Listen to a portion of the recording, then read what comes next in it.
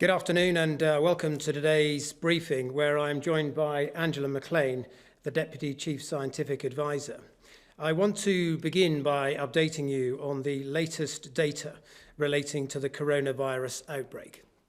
2,772,552 tests for coronavirus have now been carried out in the UK, including 89,784 tests carried out yesterday. 248,818 people have tested positive, and that's an increase of 2,412 cases since yesterday. 10,025 people are currently in hospital with the fight against the coronavirus. Firstly, on slide 1, as you can see, in order to monitor our progress, we are establishing a new COVID alert system with 5 levels, each relating to the level of threat posed by the virus. The alert level will be based primarily on the R value and the number of coronavirus cases. And in turn, that alert level will determine the level of social distancing measures in place. The lower the level, the fewer the measures. The higher the level, the stricter the measures. Throughout the period of lockdown, which started on March the 23rd, we were at level 4. Thanks to the hard work and sacrifices of the British people in this lockdown, we have helped to bring the R level down, and we are now in a position to begin moving to level 3 in careful steps. Turning now to slide 2, we have set out the first of 3 steps we will take to carefully modify the measures, gradually ease the lockdown, and begin to allow people to return to their way of life. But crucially, do this while avoiding what would be a second peak that overwhelms the NHS. After each step, we will closely monitor the impact of that step on the R value and the number of infections and all the available data, and we will only take the next step when we are satisfied that it is safe to do so. So in step 1, as the Prime Minister announced last week, those who cannot work from home should now speak to their employer about going to work. And people can now spend time outdoors and exercise as often as they like. Finally, turning to slide 3, having taken the first step in carefully adjusting some of the measures and our advice to people on what to do, our clear advice is to stay alert, control the virus, and save lives. And staying alert means staying at home as much as possible and working from home if this is possible, limiting contact with other people, and where contact is made with other people, keeping your distance, washing your hands regularly, and also staying at home and self-isolating if you or a household member show symptoms of the virus. My final point today relates to the availability of labour this year for the farming harvest. Every year, large numbers of people come from countries such as Romania and Bulgaria to take part in the harvesting crops such as strawberries and salads and vegetables. We estimate that probably only about 1/3 of the people that would normally come are already here, and small numbers may continue to travel. But one thing is clear, and that is that this year we will need to rely on British workers to lend a hand to help bring that harvest home. Over the last couple of months, we have been working with industry on a plan to support and help people taking second jobs, particularly those who are furloughed. And we have launched a new Pick for Britain website that enables people to go online, check what job issues there are, what job availability there is, and to marry up job opportunities from growers and employers with those people seeking a second job, particularly those that are furloughed. And we believe that those who are furloughed may be getting to the point that they want to lend a hand and play their part. They may be wanting to get out, and they may be wanting to supplement their income with an additional job. And if they do feel that way, I would urge them to visit that website and to look at the opportunities that are there. I will now turn to Angela McLean, who will give you further updates on the coronavirus. Thank you. If I could have the next slide, please. This slide shows the way people are moving around using their own cars, light goods vehicles or heavy goods vehicles, or in public transport in the three graphs on the bottom. The data runs from the 16th of March to the 17th of May. And what we see is that although there is some increase in the use of private cars and also in light goods vehicles and heavy goods vehicles, that the reduction in the use of public transport, whether that be national rail, tube and buses in London, or buses elsewhere, fell very low and has stayed very low. That is very good news for all of us, because it means that people are continuing to respect the fact that if we can, we must stay at home in order to prevent the transmission of this virus. Next slide, please. So this next slide, in the top there in red, shows the number of tests being done each day. And what you see is that it's been very much higher, really, for the second half of that graph. So the graph runs from the 6th of April to the 19th of May. On the 19th of May, there were 89,784 tests. And what that translates into is daily confirmed tests, so daily confirmed cases. So each day, how many people across all sorts of different settings had a positive test. It's quite difficult to interpret that green graph because it's in the context of lots of different people being allowed to be tested, and indeed, of course, lots and lots of extra testing becoming available. And when I want to know what's happening every day with coronavirus infections, if I could have the next slide, please, I turn to data from hospitals and the estimates of the number of new daily admissions into hospitals each day.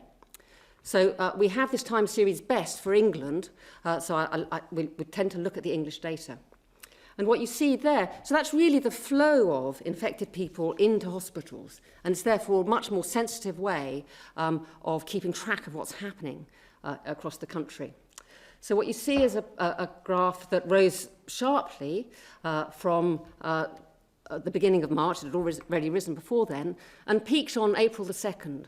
And that's actually exactly the date that we would have expected it to peak, given the lockdown that we all took on board on the 23rd of March, and the fact that it would take about 10 days for that sudden drop in the number of new infections to turn into the sudden drop that you see there in the number of people arriving in hospital with COVID.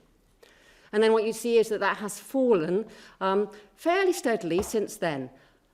It's not falling quite as fast as it was right at the very beginning, and that is a cause for debate about why is that.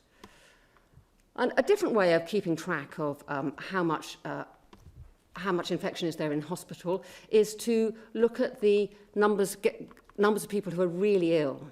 So the bottom graph there is to do with people who need mechanical ventilation. So those are the people who are really most ill. And what it shows is, of all the facilities that we have, so of all the beds in hospital where there is a mechanical ventilator, how many of them are being used by infected with COVID? And what you see is that that peaks, not surprisingly, a little bit later than the peak in new admissions, because, of course, this is now a much longer... You can only appear once you can only be a new admission once, but, of course, you can be in a hospital bed for lots and lots of days. And so you see that with a later peak, a flatter peak, and a slower decline, but nevertheless a sustained decline across all four of our nations. Next slide, please. This breaks out the number of people in hospital with COVID-19 right across the UK. So we have it for the four nations of England, Northern Ireland, Wales and Scotland, but England is then broken up into different regions.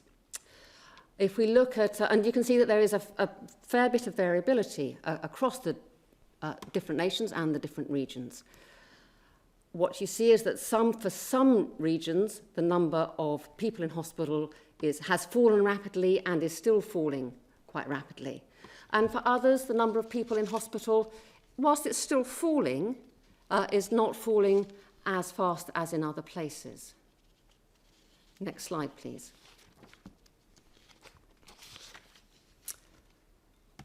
Here we see people who have sadly died from COVID with a confirmed positive test here across the UK. This is a graph that we're familiar with, and we know that the numbers are always very low on Saturdays and Sundays. And for that reason, because there's this very pronounced weekly pattern in the cases, we look instead of at the raw numbers, the blue bars, we look at the gold line, and that's a 7-day rolling average. So we use that on purpose because we want to average out the effect of the weekend effect. And what you see with that rolling average is that there is a steady decline in the number of confirmed COVID deaths here. Next slide, please. There are several different ways of counting how many people have died because of this pandemic here in the UK. And here are a couple of different ones. So the top graph there runs from the 14th of March to the 19th of May, and what it compares is ONS data on weekly deaths with COVID-19 confirmed or suspected, so that's the higher purple line, or weekly deaths with COVID confirmed with a positive test. So you can imagine that not everybody who is suspected of dying with COVID has actually had a positive test. That's why the blue line lies underneath the purple line. And then the bar graph below it, breaks those deaths out into deaths that occurred in hospital, deaths that occurred in care homes, at home, or in other places. And what we see is that every one of those different coloured bars is now falling. Deaths in hospital is falling, deaths in care homes is also falling, and as are deaths at home and other deaths. So whilst we remain very sad that lockdown restrictions in terms of taking lessons learned from their approach and using those on our own journey to easing the restrictions. Thank you. Thank you very much, Colgene. I think that is a question. We've known from the beginning of this epidemic that we've been roughly 2 to 3 weeks behind Italy and France. We've seen the trajectory of the epidemic in those countries, seen how they responded. Many of the approaches that we've taken have obviously been very similar to those countries. And of course, in many other areas that we are considering now, including potentially having quarantine at the border for arrivals, we're also seeking to learn lessons from the approach taken from some of those other countries. I may ask whether Angela has any particular points she wants to add from an epidemiological point of view. I think that those points are very good, and that it's obviously really, really important, and a very good point that we need to look to our near neighbours and also countries further away to learn what works and how long it takes to see if something is working or not working. The two I would draw particular lessons from would be South Korea, where I feel they've made inspiring use of all kinds of different contact tracing in order to control infection, to an extent that they are now down to handfuls of new cases every day. And when they say new cases, they mean people they've found in the community because of their contact tracing efforts. And I think that is an experience that we are aiming to emulate. The other country I would look to is Germany, where the importance of testing has always been so clear, and from that is a place from where we have learned that we need to grow our testing facility and have grown our testing facility. Thank you, Colgene. Thank you very much. And the next question we have, I think, is a written one, which is from Nick from Gatwick. And his question is, for those of us that work in sectors of which we cannot return to work, aviation, hospitality, etc., will we see the government increasing the length of payment holidays for both mortgages and loans to ensure we can financially weather this storm too? And Nick, I think the point that I would make on this is that Rishi Sunak, the Chancellor, has announced an unprecedented and very comprehensive package to support both businesses during this time of crisis, but also employees that are affected. So businesses are able to access the coronavirus business interruption loan, and there have also been a number of other grants to help small businesses, and business rates have been set aside. And in the case of employees in those businesses, we've obviously had the furlough scheme, the job retention scheme. It's now the case that around 8 million people are furloughed under that scheme. And I know that the Chancellor is thinking very carefully about how that can evolve as we go through these various stages, because it is the case, as you point out in your question, that there will be sectors in areas such as hospitality or in the restaurant trade or in aviation and others where it's very difficult for business to get back to anything close to normal for some time. And I know that the Treasurer will be thinking very carefully about how the job retention scheme that we have can evolve to help support those businesses as they tentatively try to return to business in July. I will move on now to some of the questions from the journalists, starting with Sophie Hutchinson from the BBC. Good afternoon. You were just saying how inspired you are by South Korea and Germany, the contact tracing and testing that's been going on there. Do you regret the decision that the government made in March to abandon that sort of tracing in the community? Well, I think the point that I would make on the testing and tracing is we've been expanding, ramping up that testing capacity over the last couple of months. We got it to 100,000 capacity by the end of April. We're continuing to build that this week. Matt Hancock has made clear that anybody over the age of 5 with symptoms can get a test. And it's also the case that we've now recruited over 20,000 people to assist with contact tracing so that we can help to track down to those. But we are now in the position where we're able to offer testing to anybody over the age of 5 with symptoms, and that's going to be quite crucial to developing our track and trace capabilities in the months ahead. Angela, sir? I think I would agree that at the time, with the testing we had, the right thing to do was to focus it on people who were really sick in hospital. So we knew who in hospital had COVID. So it was the right thing to do at the time. Sophie, is there anything else you'd like to? Yes, just to ask, so you would agree, therefore, that your strategy has been based on capacity rather than the science? Well, it's undoubtedly the case that early on we were wanting to build that capacity. And we've pointed out before, there were countries like Germany that naturally had more capacity existing in their economy. We were building it very rapidly from a very early stage. And we have now got to the point, as Matt Hancock pointed out this week, that we can offer tests to anybody over the age of 5 with symptoms, and that's going to be pretty critical in terms of developing that track and trace capability. Next, we have John Ray from ITV. Hi there, good afternoon. A question to each of you, please, about the return to school.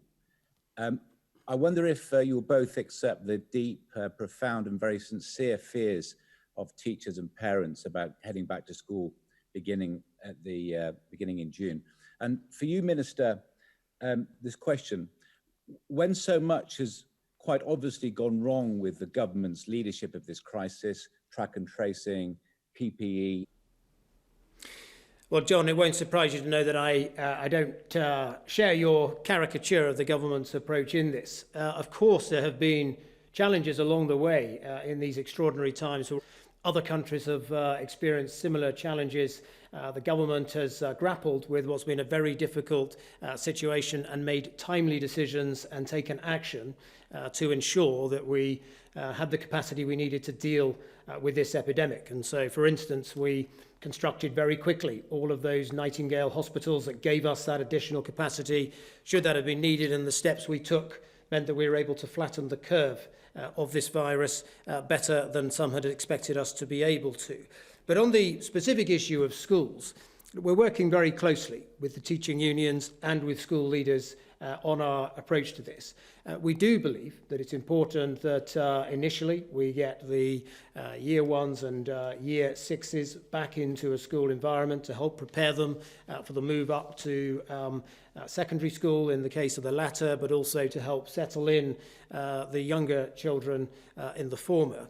And we do believe that other countries like Denmark have demonstrated how it's possible, in fact, to bring schools back into opening albeit in a socially distanced way, albeit with fewer pupils initially and staggering the times that year groups arrive and so on. So other countries have demonstrated ways that this can be done. And linking to the question that was raised by Koljeet at the beginning of this question session, I think it is important that we learn from those other countries, and that's exactly what we're trying to do. My final point is we should bear in mind that throughout all of this crisis, I completely understand that there is apprehension, but we do believe it's right to embark on this as other countries have. Angela, do you want to add? Our scientists have been very clear in our advice that changes to lockdown, as we modelled them, need a highly effective track, trace and isolate system to be in place. And we're also very clear that any change to social distancing measures should be based upon observed levels of incidence in places that those are going to be changed, not on a fixed date. Okay. John, is there anything else you wanted to... Just to pick up to each of you, to the scientist of June, so does that affect the scientific advice you're giving? Will it be safe to reopen schools? And to you, Minister, you seem to be accepting that the decision to send children back to school is not a scientific one, but a political calculation, you know, even if that means that there is an aspect of risk for the children. So we're getting a full update on Thursday of exactly what's going to be in place and when. So perhaps you seem to be party to knowledge that I'm not party to. I'm going to wait and to see what I get told on Thursday about what's going to be in place by when. And John, look, it's absolutely the case that as we evolve our policy from lockdown to something more nuanced, with easements being progressively rolled out in several stages over the course of this summer, of course, absolutely, we are following the science on this. And just as other countries like Denmark, who've also embarked on a similar journey, are also following the science. So I don't accept that it's putting the science to one side, but it is absolutely the case that all of us are going to have to live alongside this virus for some time to come. And we do need to try to live our lives and identify ways of returning to work as far as possible and to put in place those social distancing measures. And that's what's happening. It's what's happened from day one in supermarkets, as people will have seen. It's what's happened in day one in the NHS, who've obviously been dealing with people affected by the virus. And it's the case that as other walks of life get back to something closer to normality, we do have to identify ways of doing that while observing the social distancing. The next question is Andy Bell from Channel 5. Thank you very much. Today, the Chief Executive of Care England has told the Parliamentary Committee that people were discharged from hospital back into care homes when they were either symptomatic or simply didn't have any COVID-19 status. They hadn't been tested. Secretary of State, how was that allowed to happen as a policy? And Dame Angela, was there any scientific advice given at the time about doing that?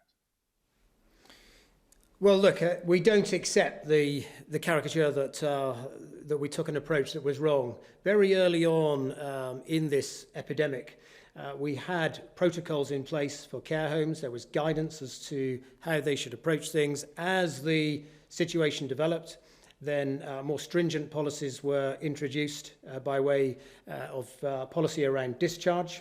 And we got to the point that everybody was tested before discharge. But in those early weeks, there will have been some instances where people may have been discharged who were asymptomatic. And there may have been some small number of instances where they may have been showing symptoms but would have been isolated. And that was the guidance at the time that was in place. But we have strengthened that very much ever since then. We now have testing and a very rigorous discharge policy that's in place, and that is getting stronger all the time. And it is reassuring. Well, it's obviously a tragedy to see the number of deaths that we've had through this epidemic. It is reassuring, as Angela said earlier, that we've passed the peak epidemic that was taking place in care homes, and the number of deaths and number of infections is now declining. Angela, would you like to add? I can't answer that question without going back to the exact list of what advice was given when, and I don't want to give you an answer that's not correct. So if you'll forgive me, could we take notice of that question? Is that okay? We can get back to you. Well, yes, obviously, if you can get back, that would be very good. I mean, it leads on to another question I have, which is that the chair of the Science and Technology Committee today has said that the advice given by scientists is too secretive in this whole process, that more should be published. I mean, do both of you think that would be a good idea? Do you think that would lead to better decision making?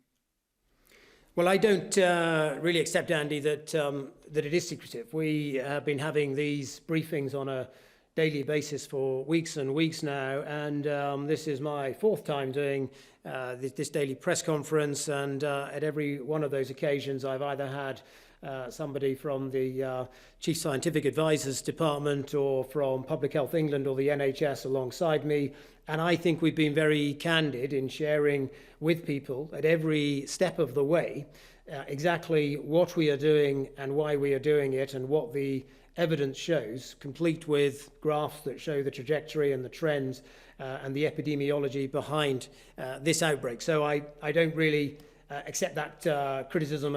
I can tell. Okay. We have been really very, very focused on trying to give really high quality advice, completely rooted in evidence. I can assure you that at every conversation, we are always challenging each other to say, what is the evidence for that? You know, our job is to give science advice here and make sure everything we say is rooted in good quality science. I have to admit that I haven't spent much time worrying about how secretive or not secretive it is. I can see that is going to be a big issue when we have a big look back. I'd be more inclined to address that then. I realise that's not what you want me to say, I know, but I don't see any. I don't think that's the most interesting conversation. I said the most interesting conversation is, are we able to give good advice? Thank you very much. Next we have Jane Merrick from the Eye. Thank you. I want to follow up on Sophie's question, first of all to Dame Angela. In February, a WHO China report said that community testing and contact tracing was the best way to tackle coronavirus. So was the decision then on the 12th of March to scale back on community testing and contact tracing in the UK, was that based on sound scientific advice? And to the Secretary of State, who takes ultimate responsibility for these decisions and for that decision on the 12th of March? Is it the ministers or the scientists offering the advice? The advice that we gave was certainly took account of what testing was available. It was what was the best thing to do with the test that we had. We could not have people in hospital with COVID symptoms not knowing whether or not they had COVID. And as I explained earlier, Jane, we have been expanding dramatically our testing capacity over recent weeks and months, simply because it is going to be a very important feature of that track and trace approach that we're developing. And we've recruited now over 20 tracers to work on that. And as we evolve this policy and emerge from full lockdown to something where we try to support people getting back to work normally, having that track and trace approach is going to be increasingly important, and that's why we on tests. Then of course you needed to prioritise where those tests were most needed, and that was in our NHS. You couldn't have a situation where people working in the NHS did not know whether they had the coronavirus or not, so it was right to initially prioritise the tests for that particular outcome. If I could follow up, just to go back to Dame Angela then, I mean, your colleague Sir Patrick Vallance told the Science Committee on the 25th of March that he wished that there was more capacity available. So are you saying then that even given the sort of the international expertise on coronavirus, it was just what was available at the time, the capacity that was available at the time, that was the best advice that you could give in the context of that capacity? I think that's what I just said, yes. Okay, right. Thank you very much, Jane. And next we have Stefan from City AM. Thank you, Secretary of State. David Frost and the UK Brexit negotiating team have said on multiple occasions that one of the key contentious areas, of negotiations has been fishing policy, and that if there isn't any movement on these talks by June, that the deal will be unlikely to go through. This would mean that the City of London is locked out of lucrative EU markets. With this in mind, can you tell me what the government is prioritising higher? The City of London and financial services firms, which contribute 7% of GDP to the economy, or the fishing industry, which contributes 0.1%? And to Dame Angela, is there any chance of the lockdown being lifted entirely in remote island or isolated communities in the UK who haven't had any recorded cases of COVID-19? Thank you very much, Stefan. The short answer is that we, in this negotiation, are prioritising becoming an independent, self-governing country again. We want to make our own decisions, make our own laws, control our own waters, yes, set our own fishing policy, have a seat at the table where fishing opportunities are negotiated each year, not only with our EU members, but also with countries such as Norway and the Faroes. And we believe that the interests of our economy are best served by us taking back control and making our own laws again, and that is the approach we're taking. And so, as David Frost has pointed out, there are a couple of sticking points so far in these negotiations. One is that the European Union seem to be insisting that we continue to abide by their laws even after we've left. And the second is that the European Union seem to be saying that uniquely among every other country in the world, the UK should give unlimited access to its waters for EU countries, even though we're not any longer part of the common fisheries policy. And both of those, as a point of principle, are wrong, and that is why we've adopted the stance that we have. Well, as you know, you can't ask me what policy might be, but you can ask me what kind of question a scientist looking at, and I can tell you for sure, location is a huge focus of ours at the moment. Of course, I mean, our islands are a very special case, which is, of course, particularly interesting, but there are also other parts of the country that have, the spread of infection across the country is really quite diverse, quite heterogeneous, and that does, of course, raise interesting questions, particularly as we get incidents right down about what should we do about that. Stefan, did you want to come back again? Thank you. Just want to come back to you, Secretary of State. I do understand the rationale for the fishing policy and the negotiations that are going by, but can you say today definitively if they will not be softened for the sake of financial services firms, which contribute so much to the UK economy, getting access to EU markets, which is so important for them? Well, look, I just think in this approach, it's very important that you're clear about your priorities. And one of ours is to become an independent coastal state in control of our own waters again and managing and controlling access to our waters. That's been our position from the very beginning, and it will not change.